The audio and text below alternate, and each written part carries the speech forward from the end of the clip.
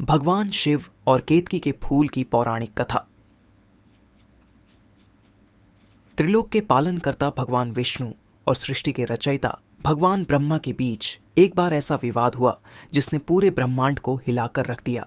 यह कहानी भगवान शिव, भगवान विष्णु और ब्रह्मा जी के बीच हुई एक घटना पर आधारित है जो जीवन में सत्य और अहंकार के महत्व को समझाती है। एक दिन भगवान विष्णु और ब्रह्मा जी के बीच यह विवाद हो गया कि कौन सबसे बड़ा है। दोनों देवताओं का मानना था कि वही सर्वोच्च है। ये विवाद इतना बढ़ गया कि देवताओं, अर्षियों और समस्त प्राणियों को भय होने लगा कि यह अहंकार से उत्पन्न विवाद ब्रह्मांड के संतुलन को नष्ट कर देगा।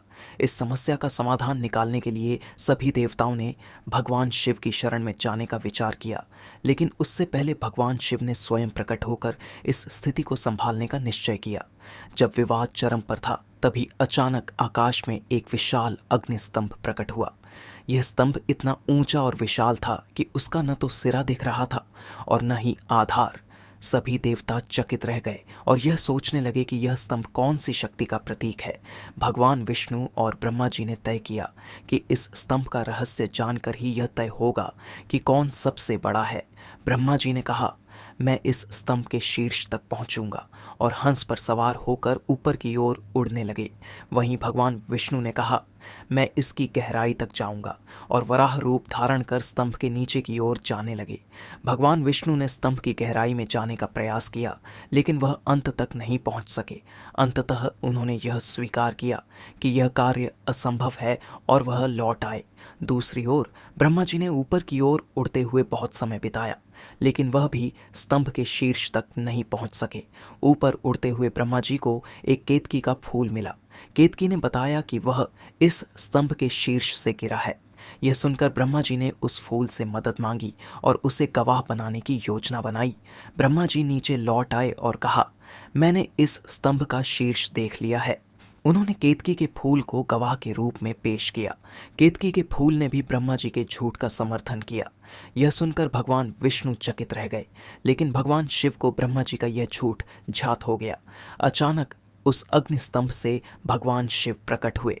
उनका रूप अत्यंत तेजस्वी और क्रोध से भरा हुआ था। उन्होंने ब्रह्मा जी और केतकी के फूल को फटकारते हुए कहा, तुमने सत्य का अपमान किया है।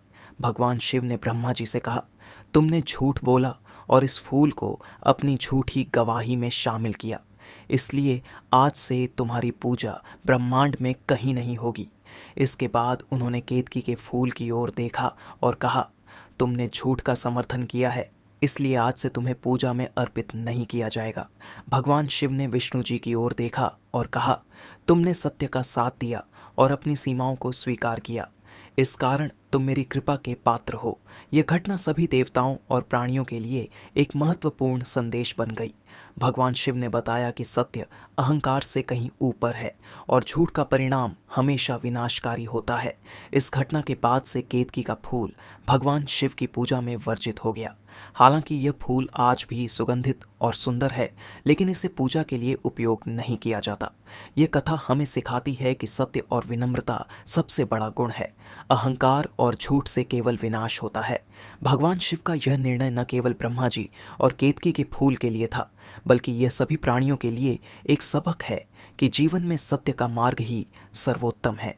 इस प्रकार यह पौराणिक कथा भगवान शिव की न्यायप्रियता और सत्य के प्रति उनकी प्रतिबद्धता को दर्शाती है।